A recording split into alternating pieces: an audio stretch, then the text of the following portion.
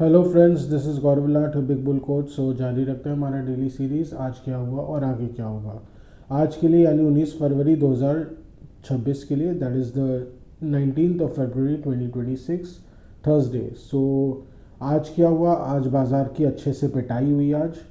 सो Nifty जो है वो 365 पॉइंट्स गिरकर 25,454 पर बंद हुआ। That is it was down 365 points, closing at 25,454।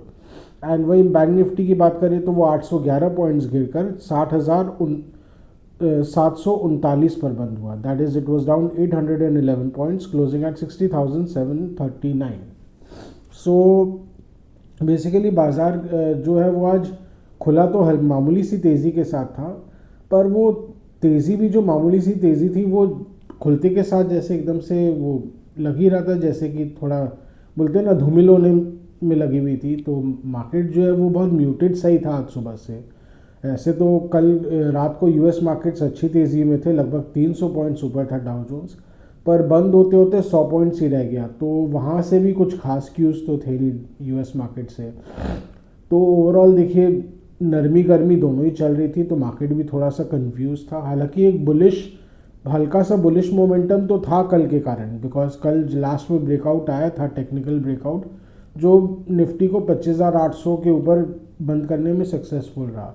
पर अगेन आज जैसे देखा गया कि जैसे मार्केट का मूड तो एकदम बेकार हो रखा था, तो जो फिर निफ्टी जो है वो खिसकते ही चला गया। 25,800 के तो वैसे ही खुलते के साथ लगभग 10 मिनट में नीचे आ ही गया था, और फिर वो लगातार खिसकते ही चला गया एकदम। बहुत पहले तो एकदम धीरे धीरे करके जा रहा था।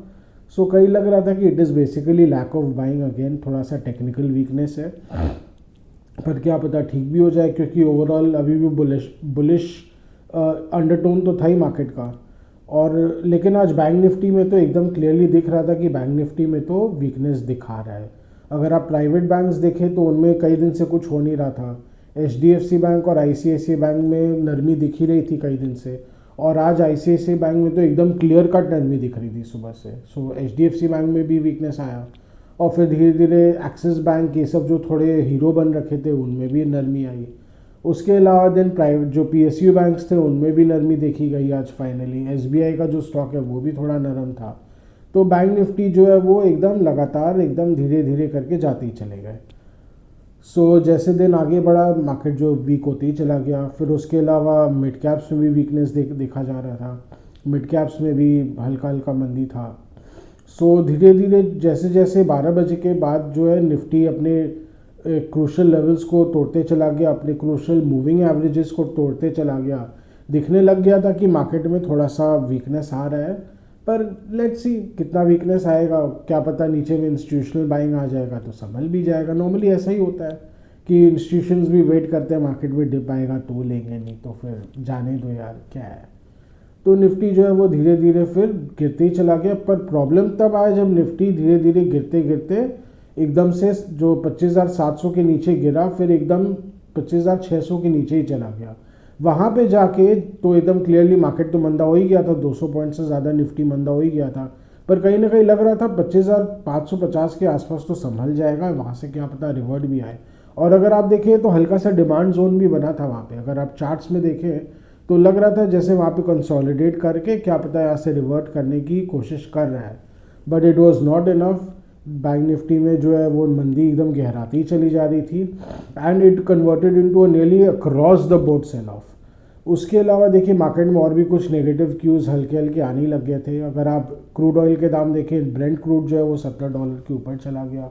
Again that was warning signal की कहीं ना कहीं उसमें उसके कारण देखिए ऐसे ONGC का स्टॉक तो उसके कारण ऊपर था बिकॉज उसके लिए फेवरेबल है, बट ऑयल कंपनीज के लिए अनफेवरेबल है। तो BPCL का स्टॉक 3% नीचे था ही, और दिन के अंत आते आते 4% नीचे हो गया। So again oil marketing companies वर इफेक्टेड, और ओवरऑल फिर ओल्ड इकोनॉमी स्टॉक्स में भी वीकनेस थी। आज भारतीय एयरटेल में तो एकदम क्लियरली वीकनेस था, 2,000 रुपये के नीचे जो स्टॉक गया, तो फिर धीरे धीरे अब ये वीक होते ही चला गया। कहीं ना कहीं दिख रहा है कि ये स्टॉक कहीं ना कहीं बहुत ज़्यादा ही रिचली ओवर वैल्यूड हो गया था, और एक तरह से बोल सकते हैं कि ये सब स्टॉक्स ओवर वैल्यूड तो हो गए थे। अगर आप फंडामेंटल सेंस में देखें तो कहीं ना कहीं लैक ऑफ सेलिंग है, फिर बाइंग है, बाइंग प्रेशर है एक ठो कि भाई लेते ही जाओ, भाव मत देखो, अच्छे चीज़ों को बस लेते ही चले जाओ। तो कहीं ना कहीं ये सब फैक्टर्स के कारण ये सब स्टॉक्स थोड़े ओवर वैल्यूड तो देखिए हो गए थे। पर आज रिलायंस इंडस्ट्रीज़ में भी वीकनेस था, और जैसे अल्ट्राटेक में तो आज बहुत अच्छा वीकनेस देखा गया, 3% का वीकनेस देखा गया दिन का अंत आते आते। तो कहीं ना कहीं सीमेंट शेयर्स में भी आज वीकनेस देखा गया, they also succumb to selling. तो across the board sell off देखा गया दिन में आते आते। हालांकि तीन ही स्टॉक्स थे जो किसी तरह ग्रीन में बंद हुए, एक तो हिंडाल्को और दूसरा HDFC लाइफ, और यही सब स्टॉक्स थे जो किसी तरह ग्रीन में बंद हुआ। और ONGC तो स्टॉक 3% लगभग बढ़ के ही बंद हुआ obviously for the crude oil prices. So कहीं ना कहीं ये तीन स्टॉक्स के अलावा तो एकदम निफ्टी तो पूरा एकदम बुरा हाल था निफ्टी का, तो जैसे हाल पूरा पिला दिया गया और निफ्टी को पूरा जहर पिला दिया गया। और भी जो मार्केट जो है वो लास्ट में फिर एकदम से टूट ही गया। तो जो लॉन्ग्स थे जो होप कर रहे थे कि मार्केट में रिबाउंड आएगा, तो फिर उनको लास्ट में अपने सौदे काटने ही पड़े होंगे। सो वीक हैंड जिसको बोलते हैं ना, कट डाउन कर दिया गया, एकदम से हाथ काट दिए गए। तो लॉन्ग्स आज तो अगर देखा जाए तो आज तो कि सेंसेक्स एक्सपायरी का भी दिन था, तो उसमें कहीं ना कहीं हो सकता है जो सेंसेक्स एक्सपायरी में जिन्होंने ज़्यादा पुट राइटिंग की होगी उनको काफ़ी नुकसान लगा होगा, या बहुत ज़्यादा जो लॉन्ग हो गए होंगे तो उनको भी नुकसान लगा होगा। तो कहीं ना कहीं देखिए मार्केट में एक डिसाइसिव टर्न तो कभी ना कभी तो आ ही जाता है। आज तो एक डिसाइसिव टर्न देखने को मिला। सेंसेक्स जो है वो लगभग 1000 पॉइंट्स का मूवमेंट दिखाया आज। बैंक निफ्टी 800 पॉइंट नीचे था, और मिड कैप इंडेक्स भी आज 1% ज़्यादा गिर के बंद हुआ है। सो कहीं ना कहीं लगभग 800 पॉइंट्स नीचे बंद हुआ है मिड कैप इंडेक्स भी। सो मार्केट की एकदम अच्छी खासी धुलाई हुई। तो अगर आप देखें तो कलेक्टिवली देखें तो कई सारे factors were responsible in today's sell off. तो उसमें एक तो देखिए कहीं ना कहीं मुझे लग रहा है लैक ऑफ बाइंग ही खुद एक अल्टीमेटली रिस्पॉन्सिबल था। अगर आप देखें इंस्टीट्यूशनल बाइंग तो एकदम कई दिन से हो ही नहीं रहा था। ये हम पहले भी बोलते आए हैं कि जब मार्केट जब बढ़ जाता है तो इंस्टीट्यूशनल बाइंग आता नहीं है। इंस्टीट्यूशंस भी यही एक्सपेक्ट करते हैं कि भैया हम ही स्मार्ट लोग हैं भाई, बाकी सब तो बेवकूफ़ की तरह ऊँचे भाव में लेंगे और मेरा काम तो कर देंगे। पर राजा ऐसा तो होता नहीं है ना। तो बाकी सब बंदे भी बहुत स्मार्ट हो चुके हैं। आज के दिन आपको मालूम ही होगा रिटेल इन्वेस्टर्स भी बहुत स्मार्ट है। यूट्यूब चैनल्स देख देख के, और ख़ास करके कोविड के बाद से इंडिया में तो स्पेसिफिकली काफ़ी स्मार्टनेस आ गया। यूएस में अगर आपको याद होगा गेम स्टॉप सागा हुआ था 2021 में, तो उसमें रिटेल इन्वेस्टर्स ने और रिटेल ट्रेडर्स ने भी मिलके बड़े बड़े वहाँ के जो इंस्टीट्यूशनल प्लेयर्स है, हेज फंड्स है यूएस के, उनकी एकदम से बैंड बजा दी थी। सो कहीं ना कहीं आज वो भी अपने आप को बहुत ज़्यादा ओवर स्मार्ट समझने लग गए थे कि भी वो बाकी रिटेल ट्रेडर्स को, रिटेल मनी को डम मनी कह के पुकारने लग गए थे। तो कहीं ना कहीं उनकी ओवर स्मार्टनेस भी भारी पड़ी उनको। और क्या पता, मुझे लग रहा है ये यहाँ के जो इंस्टीट्यूशंस यानी DIS खास करके, उनके साथ भी कुछ ऐसा ही ना हो जाए कि वो बाकी HNIs को या रिटेल इन्वेस्टर्स को थोड़ा बेवकूफ़ ही मानते हैं जो डायरेक्टली अगर मार्केट में पार्टिसिपेट करते हैं। तो जब भी मार्केट गिरता है, या जैसे अगर निफ्टी की बात करें 25,000 के नीचे जाता है, तो फिर ठीक ही मार्केट को जोर ज़बरदस्ती लेवाली कर करके मार्केट का ठीक कर देते हैं कि भैया हम हैं खड़े हुए। और फिर जब मार्केट बढ़ने लगता है तो फिर दे एक्सपेक्ट कि अब ऊंचे दाम में, बढ़े हुए दाम में बाकी सब खरीदेंगे, हम तो पीछे पीछे नहीं खरीदेंगे। पर वो भी आपके पीछे पीछे ही खरीद रहे हैं। वो भी कई बार मजबूरी में खरीद रहे होते हैं क्योंकि आप भाव को गिरने नहीं दे रहे हो। तो ऐसा होता है। तो फिर बोलते हैं ना, एक रेस, अगर आप कई जनों ने अगर रेस 2008 की मूवी है वो देखा होगा, तो उसमें सैफ अली खान ने डायलॉग दिया था जब एक रेस में, जब उनका सामना जो दिलीप ताहिल है जो विलेन का रोल प्ले कर रहे थे उसमें, तो बेसिकली वो वैसे देखने को तो अपना चाहते थे दिखाने के लिए कि मेरा घोड़ा जीते, पर एक्चुअल में चाहते थे कि मेरा घोड़ा हार जाए, क्योंकि उन्होंने अपने घोड़े के अगेंस्ट बाजी लगा ली थी। बेसिकली सट्टा खेल लिया था कि मेरा घोड़ा ही जो ऐसे जो जीतने को फेवरेट था, पर उसके अगेंस्ट ही उन्होंने बाजी लगा ली थी। सो उन्होंने अपने घोड़े को स्लो करवा लिया था। पर ये बात कहीं ना कहीं सैफ अली खान को भी मालूम था कि वो ऐसा कर सकते हैं, तो उन्होंने अपने घोड़े को थोड़ा और स्लो करा लिया। सो बेसिकली नेट रिजल्ट क्या हुआ दिलीप ताहिल का जो घोड़ा है वो जीत गया, पर वो जीतने की खुशी मना नहीं पाए क्योंकि उनका जो उन्होंने जो सट्टा लगा लिया था अपने घोड़े के अगेंस्ट, वो उसने उनको इतना बड़ा नुकसान दिया कि वो बैंकरप्ट ही हो गए। सो बेसिकली, और ऐसा ही काम देखिए रॉथस्चाइल्ड भी करते आए हैं। जो रॉथस्चाइल्ड फैमिली है उन्होंने भी ऐसा किया हुआ है हिस्ट्री में, अगर देखें तो बैटल ऑफ वाटरलू के समय उन्होंने भी ऐसा ही कुछ कांड किया था। तो ये यही सिखाता है कि भैया सबको बेवकूफ़ मत समझो, और ख़ास करके डीआईएस के लिए तो कहीं ना कहीं आज जो मैसेज था, इंस्टीट्यूशनल बाइंग कई दिन से एकदम भी नहीं हो रही है। सो अगर ऐसा ही हाल रहा तो फिर मार्केट जो है गिरते ही चला जाएगा, और अगर कल को वो जोर ज़बरदस्ती लेवाली करेंगे भी तो फिर वो मार्केट उसको कोई तवज्जो नहीं देगा, और हो सकता है एफआईएस भी आगे चल के सेलिंग करने लग जाए। सो आज जो है अगर दोनों ही कोई देखे, अगर एफआईएस और डीआईएस दोनों को ही देखे, दोनों ही आज नेट सेलर्स थे, तो वो भी मार्केट के लिए थोड़ी सी चिंताजनक है। हालांकि कोई मेजर सेलिंग नहीं आया, पर अगर मार्केट में वीकनेस गहराते चला जाएगा तो it might be very possible कि fresh wave of FIIs selling आ सकता है।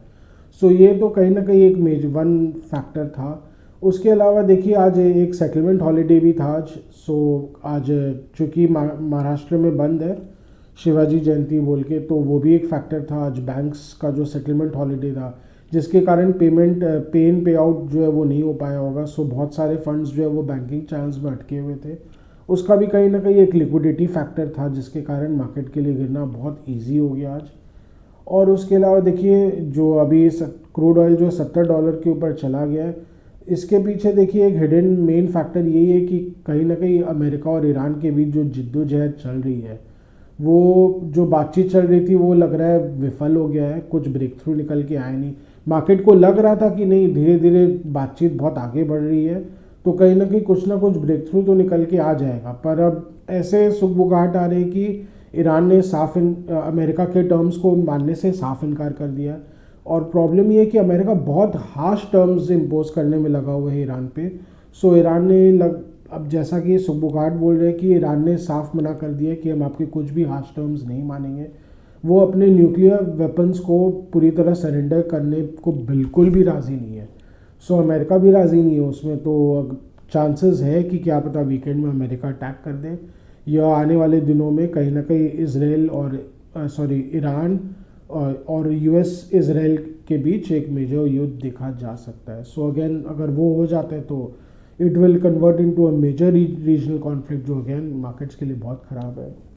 सो ये सब कहीं ना कहीं क्यूमुलेटिव फैक्टर्स थे, और बेसिकली टेक्निकल वीकनेस तो मार्केट पे हावी हो ही गया, आज हम कह ही रहते हैं।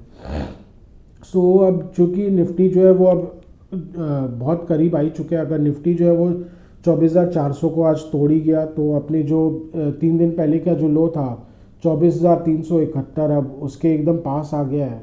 और मुझे लगता है कल भी निफ्टी जो तोड़ के ही खुलेगा, मोस्ट लाइकली उसके नीचे ही खुलेगा। सो क्या पता निफ्टी को एक बार के लिए हो सकता है 25,250 से लेके 300 के आसपास से एक बार सपोर्ट देखने को मिले, बट अगेन वो सपोर्ट कितना टिकाऊ रह पाएगा वो तो देखिए इंस्टीट्यूशनल बाइंग पे डिपेंड करेगा। अगर डीआईएस का ढंग से वहाँ पे बाइंग आता है तब तो देखिए निफ्टी का जो बाउंस बैक है वो सस्टेन कर पाएगा वहाँ से, अगर आता है तो। नहीं तो देखिए वही निफ्टी का जो अभी चाल बन गया, क्लियरली एक बेरिश अंडरटोन बन गया निफ्टी का, मोस्ट लाइकली निफ्टी जो है वो 25,000 की ओर फिर बढ़ता हुआ दिखेगा।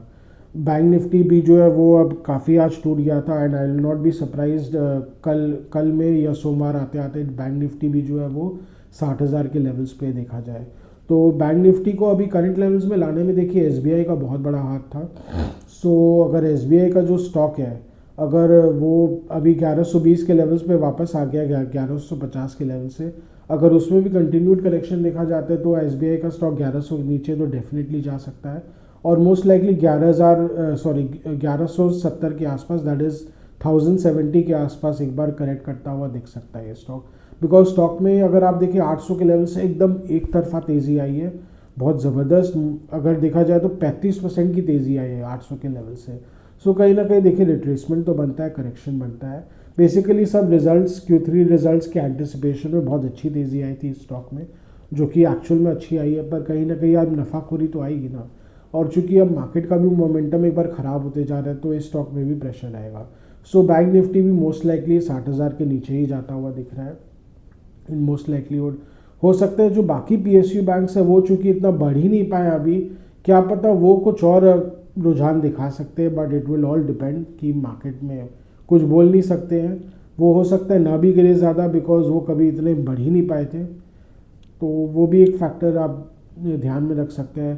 पर कहीं ना कहीं आज जो ओल्ड इकोनॉमी स्टॉक्स में इतना ज़बरदस्त आज सेल ऑफ दिखा गया, आज अदानी ग्रुप स्टॉक्स में काफ़ी सेल ऑफ दिखा गया, तो ये थोड़ा चिंता का विषय तो है मार्केट के लिए। तो कहीं ना कहीं देखिए मार्केट बार बार कोर्स चेंज करते रहता है, बट इतना अगर मार्केट भी ऐसी अगर घिसते रहेगा 25,000 से लेकर 26,000 तक, तो कहीं ना कहीं देखिए इन्वेस्टर्स को भी फटीग होने लग जाएगा। हो सकता है म्यूचुअल फंड्स को भी फिर म्यूचुअल फंड फ्लोज इफेक्ट हो जाएंगे कि लोग भी उकता जाएंगे कि भैया मार्केट तो कुछ करता ही नहीं है, उससे अच्छा हम डेट में ही डाल लें। तो वही वाली बात है, ऐसे ही सिचुएशन एक बार जब निफ्टी 18,000 के आसपास था या 16,000 के आसपास था, तभी भी एक बार 3 साल पहले ऐसा ही सिचुएशन बनता हुआ दिख रहा था। तब लगने लग गया था कि भैया निफ्टी तो है वो ट्रैप्ड है एक रेंज में, उससे अच्छा हम डेट में ही डाल लें, डेट में कम से कम 7-8% तो रिटर्न मिलता है, यहाँ तो कुछ भी रिटर्न दिखता हुआ नहीं दिख रहा है। सो वो भी कहीं ना कहीं हो सकता है उसके कारण इक्विटीज़ में एक बार मेजर विड्रॉल देखा जा सकता है अगर निफ्टी ऐसे ही करते रहा तो, या मार्केट भी जो है वो ओवरऑल कुछ अगर इक्विटी मार्केट्स अगर रिटर्न जनरेट करते हुए नहीं दिखेंगे तो देखिए क्या पता लोगों का रुझान भी बदल जाएगा। सो यही है अभी, जैसा कि हमने कहा निफ्टी जो है कमज़ोरी लग रहा है। सो आज जो निफ्टी टूटा है मोस्ट लाइकली अब 25,500 के ऊपर चलने में बहुत जोर आएगा निफ्टी को, अनलेस तभी कोर्स चेंज हो सकता है अगर अग्रेसिव डी आए बाइंग आए, नहीं तो मुझे नहीं लग रहा है कोई कोर्स करेक्शन इमीडिएटली पॉसिबल है। और नीचे तो 25,000 का तो लेवल है ही सपोर्ट, अगर वो टूट गया तो देखिए पेरिश मोमेंटम जो है वो कुछ भी वो 24,700 या 24,500 तक तो आराम से लेके जा सकते हैं निफ्टी को। सो आज का डेली व्लॉग यहीं तक रखते हैं। आशा करें कि आपको हमारी डेली व्लॉग्स अच्छी लग रही हो। Do like share and subscribe to our channel, do hit the bell icon for regular update on our videos. अगर आपको कुछ स्टॉक स्पेसिफिक जानना हो या मार्केट के बारे में कुछ जानना हो तो please write in a comment section, will get back to in help you in any way possible as much as possible. अगर आपको अगेन कुछ अगर आपको सजेशंस देना हो या फीडबैक देना हो तो please write in a comment section, we will get back to in help you in any way possible as much as possible. So आज के लिए थैंक यू।